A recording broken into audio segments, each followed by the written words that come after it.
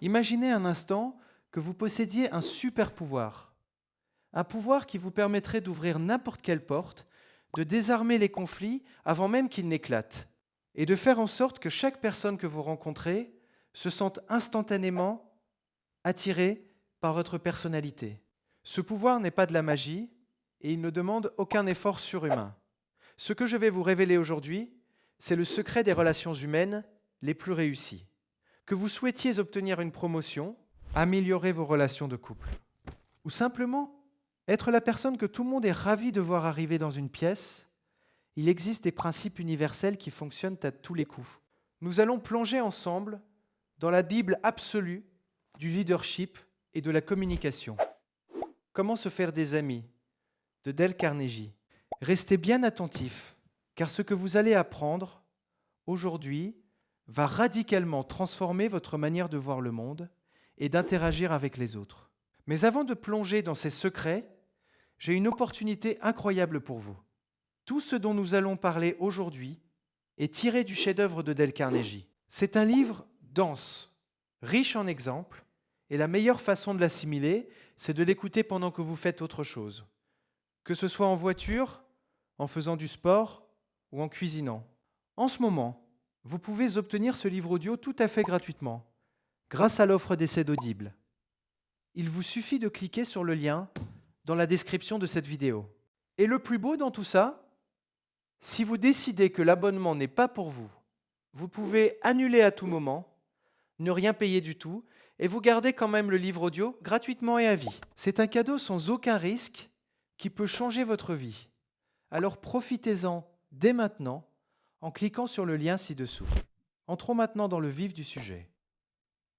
Pourquoi certaines personnes semblent-elles attirer le succès et l'amitié sans effort, alors que d'autres luttent constamment?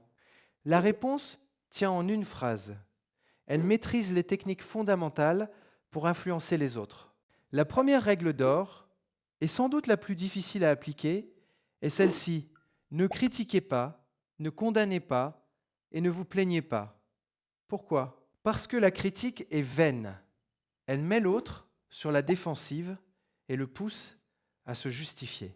Pire encore, elle blesse l'amour-propre, cette soif d'importance que nous avons tous au fond de nous, et elle provoque une rancune qui peut durer des années. Même les pires criminels de l'histoire, comme Al Capone, se voyaient comme des bienfaiteurs incompris. Si les meurtriers ne se blâment pas eux-mêmes, pourquoi pensez-vous que vos collègues ou vos proches le feront quand vous les critiquerez? Au lieu de condamner, essayez de comprendre. Pourquoi cette personne agit-elle ainsi? C'est beaucoup plus profitable et plus agréable que de critiquer, et cela développe en vous une tolérance et une bonté qui vous rendront irrésistibles. Le deuxième grand secret est d'apprendre à complimenter honnêtement et sincèrement. Il n'y a qu'un seul moyen au monde d'amener une personne à faire ce que vous voulez. C'est de susciter en elle le désir de le faire. Et comment fait-on cela? En nourrissant son besoin de reconnaissance. Sigmund Freud disait que tout ce que nous faisons provient de deux désirs, le désir sexuel et le désir d'être reconnu. John Dewey, lui, parlait du désir d'être important.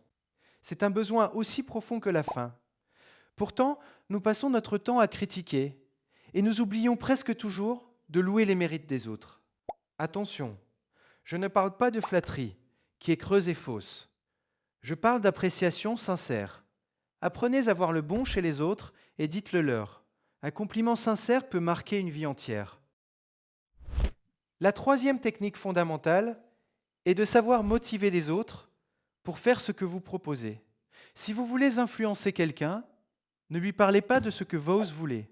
Parlez-lui de ce que lui veut et montrez-lui comment il peut l'obtenir. Si vous voulez que votre enfant ne fume pas, ne lui faites pas de sermon. Montrez-lui que la cigarette l'empêchera d'être performant dans son sport favori. C'est ce que Dale Carnegie appelle éveiller chez l'autre un ardent désir. Celui qui peut faire cela a le monde avec lui. Passons maintenant aux 6 moyens de gagner la sympathie des autres. Le premier est d'une simplicité désarmante. Intéressez-vous réellement aux autres. Vous vous ferez plus d'amis en 2 mois en vous intéressant sincèrement aux autres qu'en 2 ans en essayant de faire en sorte que les autres s'intéressent à vous. Les gens ne s'intéressent pas à vous, ils s'intéressent à eux-mêmes, matin, midi et soir. Posez-leur des questions sur leur vie, leurs défis, leurs rêves. Soyez celui qui écoute avec passion. Le deuxième moyen est d'avoir le sourire. Un sourire dit « Vous me plaisez ? Je suis content de vous voir ». Un sourire sincère, large et spontané séduit et réconforte. Même au téléphone, le sourire s'entend dans la voix. Forcez-vous à sourire, agissez comme si vous étiez heureux, et vous finirez par le devenir vraiment. Le bonheur ne dépend pas des conditions extérieures, mais de votre attitude mentale. Le troisième principe est souvent négligé. Rappelez-vous que le nom d'une personne est pour elle le mot le plus doux et le plus important de la langue. Faire l'effort de retenir le prénom de quelqu'un et de l'utiliser correctement est le plus beau des compliments. Oublier un nom ou mal l'orthographier, c'est envoyer le message que la personne n'a pas d'importance à vos yeux. Jim Farley, qui a aidé Franklin D. Roosevelt à devenir président, pouvait appeler 50 000 personnes par leur prénom. Quatrièmement, sachez écouter et encourager les autres à parler d'eux-mêmes. Si vous voulez être un brillant causeur, soyez d'abord un auditeur attentif. Les gens que vous rencontrez sont 100 fois plus intéressés par leurs propres problèmes que par les vôtres. Un client furieux peut être désarmé simplement par un auditeur patient qui le laisse vider son sac sans l'interrompre. Le cinquième moyen est de parler à votre interlocuteur de ce qui l'intéresse. Theodore Roosevelt restait parfois éveillé, tard le soir, pour lire des sujets qui passionnaient ses invités du lendemain. C'est le chemin le plus court vers le cœur d'un homme. Enfin, faites sentir aux autres leur importance et faites-le sincèrement. Appliquez la règle d'or.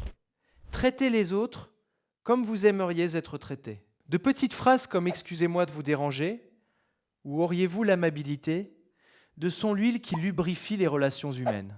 Mais comment faire pour rallier les autres à votre point de vue sans créer de conflit?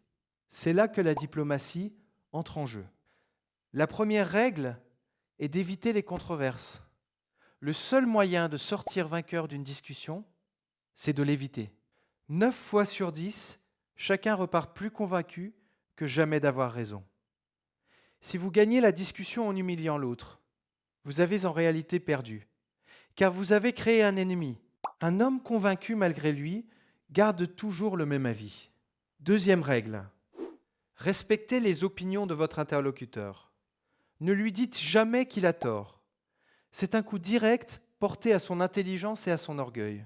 Commencez plutôt par dire « Je peux me tromper, cela m'arrive souvent. Examinons la chose ensemble. » Ces mots sont magiques pour désarmer l'opposition. Troisième règle, si vous avez tort, admettez-le promptement et énergiquement. Il y a une certaine noblesse à reconnaître ses fautes. Cela enlève à l'autre l'envie de vous attaquer et le pousse souvent à se montrer généreux et clément. Quatrième règle, commencez toujours de façon amicale. Une goutte de miel attrape plus de mouches qu'une pinte de fiel, disait Lincoln. Si vous venez vers quelqu'un avec les poings serrés, il fermera les siens. Si vous venez avec un sourire et une attitude amicale, vous trouverez un terrain d'entente. Cinquième règle, le secret de Socrate. Posez des questions qui font dire « oui » immédiatement. Plus vous obtenez d'acquiescement dès le début, plus il sera facile pour votre interlocuteur d'accepter votre conclusion finale. Sixième règle, laissez votre interlocuteur parler tout à son aise. Laissez-le expliquer ses idées, ses succès. Il se sentira valorisé et sera plus disposé à vous écouter ensuite. Septième règle, laissez à votre interlocuteur le plaisir de croire que l'idée vient de lui. Nous aimons tous nos propres idées plus que celles des autres. Suggérez, mais laissez l'autre conclure. Il aura l'impression d'être le maître de la décision et il l'appliquera avec beaucoup plus d'enthousiasme. Huitième règle, essayez sincèrement de voir les choses du point de vue de votre interlocuteur. Demandez-vous, si j'étais à sa place, pourquoi agirais-je ainsi ? C'est le secret du succès. 9e règle. Accueillez avec sympathie les idées et les désirs des autres. Dites simplement « Je comprends tout à fait ce que vous ressentez. À votre place, je ressentirais sans doute la même chose. » Cette phrase magique arrête instantanément les querelles. 10e règle. Faites appel aux sentiments élevés. Les gens ont généralement 2 raisons pour agir. Une raison qui fait bien et la vraie raison. En supposant que votre interlocuteur est quelqu'un d'honnête et de juste, vous le poussez à agir selon ses principes les plus nobles. 11e règle. Dramatisez vos idées. Ne vous contentez pas d'énoncer des faits. Présentez-les de manière visuelle, frappante, comme au cinéma ou dans les publicités. Rendez vos idées vivantes. 12e règle. Quand rien d'autre ne réussit, lancez un défi. Les gens qui réussissent aiment relever des défis.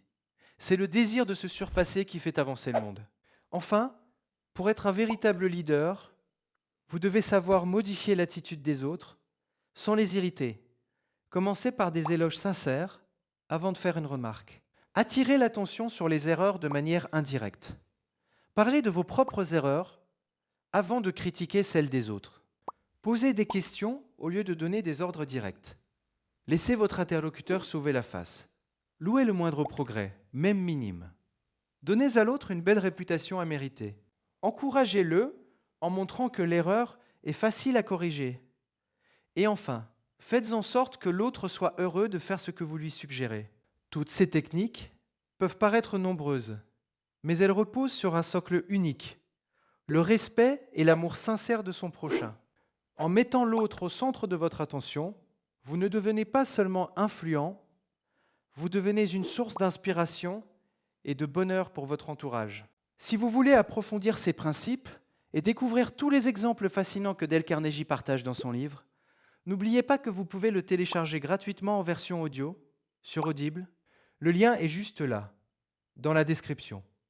C'est le meilleur investissement que vous puissiez faire pour votre avenir.